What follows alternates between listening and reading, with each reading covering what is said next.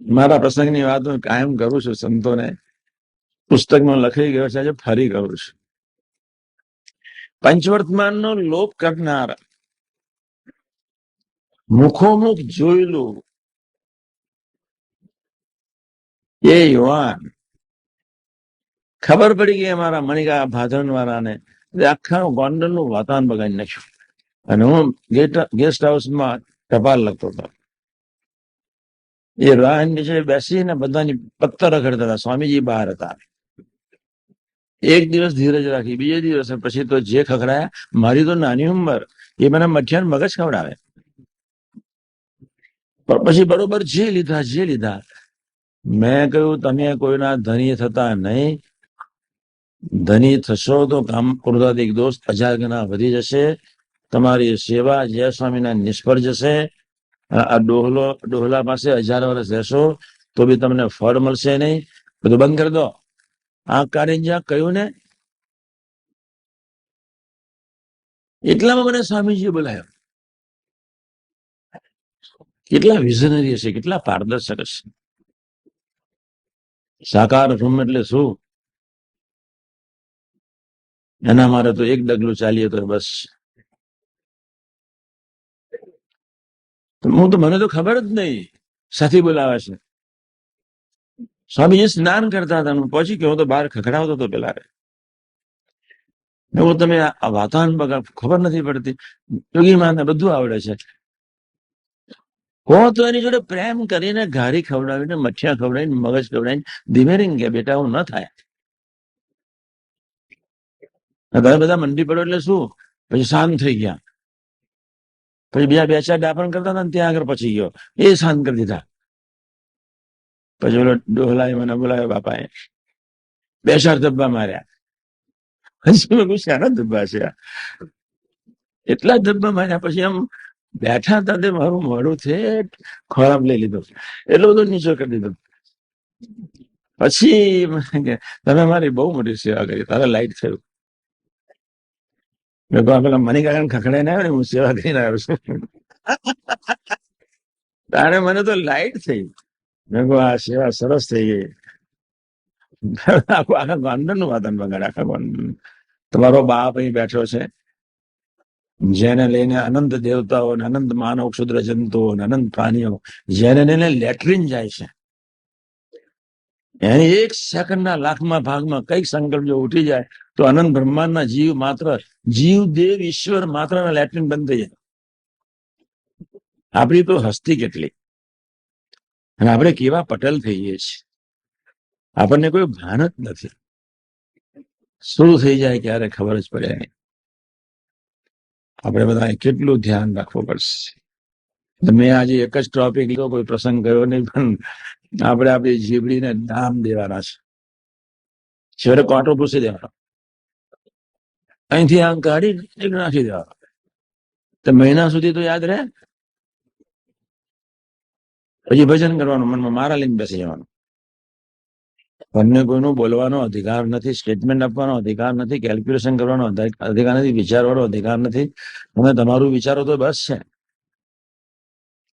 હું તો કાયમ વાત કરું છું, સમય બહુ ઓછો છે, પ્રાપ્ત કરવાનું ઘણું છે. તો બીજાની પંચાયતમાં શું પડો છો? અને બીજાની આગળ ગમે તેમ બોલીને પાપના ઢગલા કરવાની શી જરૂર છે? આપણે બધા બહુ સજાગ રહેવાનું. તમને હજુ તમારા સમ્યક સંકલ્પની ખબર નથી તો નવા અંદર કચરો નાખવાની શી જરૂર છે? મેં ફકીરબેન ધીમેરીન કહ્યું તો, ફકીરભાઈ તમારું પુણ્ય વાણીથી ખતમ થાય છે. ફકીરભાઈ એકલાનું નહીં, અનંત. વાણીથી ખતમ પુણ્ય ન થવું જોઈએ, પકડી રાખો. સાદી શ્લોક કેટલા વર્ષોથી કહીએ છીએ, વાણી અમૃતથી ભરી મધુ સમી સંજીવની દ્રષ્ટિ માં ભરી દિવ્યતા. સંબંધ સંબંધ સંબંધ સંબંધ, બાપ રે બાપ. સરદારની ધરતી પર ગોંડલના પેલું ગોંડલનું ખાલી પાટિયું જ, સરદારની ધરતી પર સ્વામીની ગાડી આમ જાય એટલે એસટી આમ ઉભી રહી ગઈ. એસટી પર ગોંડલનું બોર્ડ વાંચ્યું તો ગાડી ઉભી રાખીને એસટી દંડવત કરે. અરે દિમાગ બંધ થઈ જાય. ધરતી પર આવો પુરુષ આવશે? બંધ પૂછી વિચાર કરો. પછી બધાએ પૂછ્યું કેમ સ્વામીજી અહીં શું દંડવત કરે, અહીં કોઈ તીર્થસ્થાન તો છે ને, આ ગોંડલ નું નામ જો. અલ્યા આપણું તો દિમાગ બંધ થઈ જાય. 5 જ આવા પ્રસંગો વિચારીને પ્રાર્થના કરીએ ને, હૃદયનો પ્રવાહ બદલાઈ જાય. પ્રથમનો 67 મફતમાં ગુણ મળી જાય, પ્રથમનો 62 મફતમાં ગુણ મળી જાય, પ્રથમનો 33 મફતમાં ગુણ મળી જાય, પ્રથમનો 27 મફતમાં ગુણ મળી જાય, મધ્ય 41 મફતનો ગુણ મળી જાય. વર્તું નથી, પટલ થવું છે. મફતમાં જ અનંત કલ્યાણકારી ગુણ આપવાના સંકલ્પ સહિત નારાયણ પૃથ્વી પર આવ્યા છે. મફતમાં પટલ ન થાવ બસ. સહજાનંદ સ્વામી અને ગુણાતીત પુરુષોને 2 જોડે સંબંધ છે, દુશ્મનાવટ આળસ અને પટલય દેહભાવ અને દેહાભિમાન. આળસ એટલે દેહભાવ, વાણીનો અવિવેક એટલે દેહાભિમાન. આપણે બધા કેટલું સજાગ રહેવાનું. ઉતાવળી વાણી બી નહીં બોલવાની. ઉતાવળી વાણી બી એક જાતની અધીરાયપની, એક જાતનું બી અહમનું આવિષ્કરણ છે. ચંચળ વાણી બી નહીં, અતિ શાંત વાણી બી નહીં. અતિ શાંત વાણી એ બી એક દેહાભિમાનનું આવિષ્કરણ છે. યોગ્ય બોલાવું છે. અતિ શાંત બી નહીં, અતિ ચંચળ બી નહીં, એનું નામ વિવેક કહેવાય. અતિ શાંત થઈને બેસી રહો એ બી એક અહમ છે. અતિ ઉતાવળથી બોલો ચાલો એ બી એક અહમ છે. બંને ઉત્તર ધ્રુવ દક્ષિણ ધ્રુવ છે. આપણે બધા કેટલું સમજવાનું છે. બિલો નોર્મલ વાળા આમ ચડવાનું છે, એવો નોર્મલ વાળા નીચે ઉતરવાનું છે. એનું નામ આત્મીયતા કહેવાય, એનું નામ સંબંધવાળી દ્રષ્ટિ કહેવાય. ઘાસ તો જયારે સુવર્ણના ફૂલ, જયારે સોનાની થાળીમાં જમવાનો સમય આવ્યો ત્યારે, ચારે બાજુ જયારે સાકર પથરાઈ ગઈ છે ત્યારે આપણી બહુ મોટી ફરજ છે.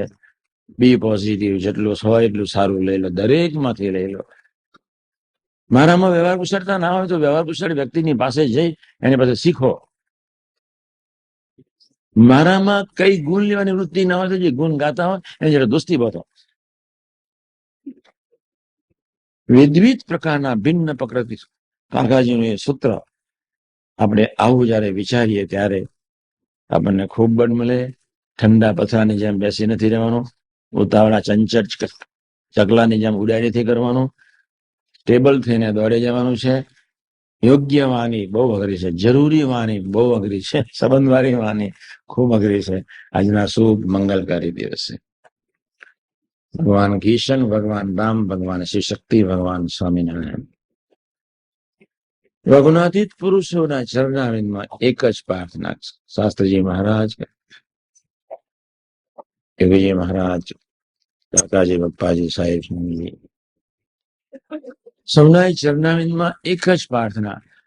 આજે એ પ્રકારના ભાવથી આપણે જીવવા માટે આપણને મહારાજ સ્વામી ખૂબ ખૂબ બળ આપે.